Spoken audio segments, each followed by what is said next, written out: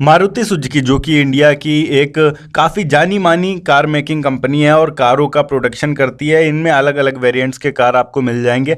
आज की इस वीडियो में हम मारुति सुजुकी के शेयर का फंडामेंटल और फाइनेंशियल एनालिसिस करने वाले हैं। हम देखेंगे कंपनी का मार्केट कैपिटलाइजेशन कितना है, फंडामेंटल्स क्या कह रहे हैं, फाइनेंशियल्स क्या कह रहे हैं, अगर आप इसे खरीदते हैं इन फ्यूचर आपको अच्छे प्रॉफिट्स देगा या फिर नहीं, इसका पास्ट क्या रहा है, सब कुछ। तो इस वीडियो को लास्ट तक ज़रूर देखिएगा।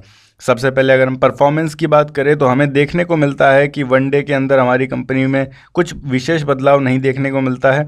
वन वीक में जाएंगे तो भी लगभग बराबर ही है कंपनी।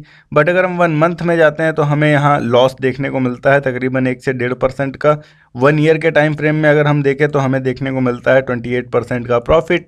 अगर हम 3 ईयर्स में जाते हैं तो हमें 79% का प्रॉफिट देखने को मिलता है। 5 ईयर्स में जाते हैं तो 90% का।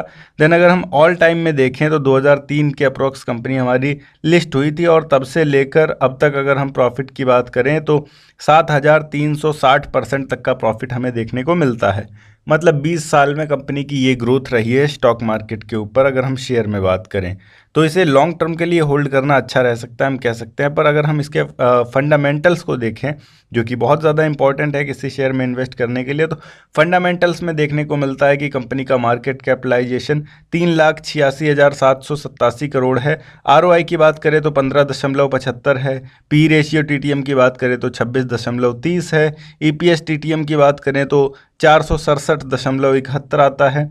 पीवी रेशियो की बात करें तो 4.52 है। डिविडेंड की बात करें तो 1.02% का डिविडेंड कंपनी हमें देती है। इसके अतिरिक्त इंडस्ट्री पीई हमारी 23.76 है और बुक वैल्यू 2723.77। डेप्ट कंपनी के ऊपर यानी कर्जा कोई भी नहीं है। फेस वैल्यू की अगर हम बात करें तो फेस वैल्यू 5 आता है कंपनी का, जो कि बहुत ज़्यादा खास नहीं फ़र्क डालता है किसी भी स्टॉक के ऊपर। बात करें अगर हम यहाँ इसकी नेटवर्थ क्या है फाइनेंशियल्स में, तो फाइनेंशियल्स में हमें देखने को मिलता है कि कंपनी काफ़ी अच्छा परफॉर्म कर रही है। लगातार पिछले 4 सालों से कंपनी का ग्राफ अप ही जा रहा है। नेटवर्थ में जाएंगे तो नेटवर्थ भी हमें इंक्रीज़ होते हुए दिखाई देगी। बट फाइनेंशियल्स में इंपॉर्टेंट है प्रॉफिट। तो प्रॉफिट हमें देखने को मिलता है कि लास्ट कुछ टाइम से कंपनी डाउन जा रही थी, बट अभी पिछले 2 सालों से कंपनी की ग्रोथ अच्छी है। और अभी रिसेंटली अगर बात करें 2024 की तो 13,488 करोड़ का प्रॉफिट था कंपनी का, जो कि काफ़ी अच्छा प्रॉफिट होता है। बात करें अगर हम कंपनी के होल्डिंग पैटर्न की कि किसने कितने स्टॉक्स होल्ड कर रखे हैं कंपनी के, तो हमें देखने को मिलता है कि प्रमोटर्स के पास 58% स्टॉक हैं। एफआईआईस के पास तकरीबन 18%, म्यूचुअल फंड्स के पास 13%, डीआईआईस के पास तकरीबन 6% और रिटेल इन्वेस्टर्स हमारे आपके पास केवल और केवल 3%। मतलब यहाँ होल्डिंग पैटर्न भी ठीक ठाक हमें देखने को मिलती है। एफआईआईस और डीआईआईस जो हैं वो काफ़ी अच्छे से ट्रस्ट कर रहे हैं, म्यूचुअल फंड्स काफ़ी अच्छे से ट्रस्ट कर रही हैं कंपनी के ऊपर। बट अब हम यहाँ बात करते हैं कि हमें इसे होल्ड करना चाहिए, रोकना चाहिए, सेल करना चाहिए।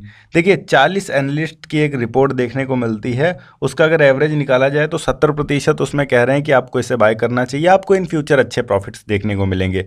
अगर आपके पास ऑलरेडी मौजूद है तो 18% आपको होल्ड करने के लिए भी बोल रहे हैं। और अगर आपने अच्छे प्रॉफिट्स बुक कर लिए हैं तो यहाँ पर 13% ऐसे भी हैं जो कह रहे हैं कि इसे सेल करके निकल जाइए, कहीं और इन्वेस्ट करिए और ज़्यादा अच्छा कमा सकते हैं आप अकॉर्डिंग टू इस स्टॉक के, क्योंकि लास्ट कुछ टाइम से इसकी ग्रोथ स्लो हमें देखने को मिल रही है। मतलब अगर हम टाटा की बात करें तो टाटा ने भी इससे काफ़ी ज़्यादा अच्छा ग्रोथ दिखाया है लास्ट 1 ईयर में। इसका एक मेन रीज़न ये भी है कि टाटा अभी ईवी पे बहुत ज़ोरों से काम कर रहा है और सुजुकी भी कर रही है, बट इतना ज़्यादा नहीं जितना टाटा कर रही है। तो टाटा फ्यूचर को लेकर सोच रहा है और उम्मीद है कि सुजुकी भी ईवी में काफ़ी ज़्यादा जोर दे इन फ्यूचर में, जिससे कि अच्छा ग्रोथ ये प्राप्त करे। और अगर ऐसा करती है तो कंपनी काफ़ी अच्छा ऊपर जा सकती है। तो आप इसमें अगर लॉन्ग टर्म के लिए इन्वेस्ट करना चाह रहे हैं तो आई थिंक सही है इन्वेस्टमेंट पर्पज़ से।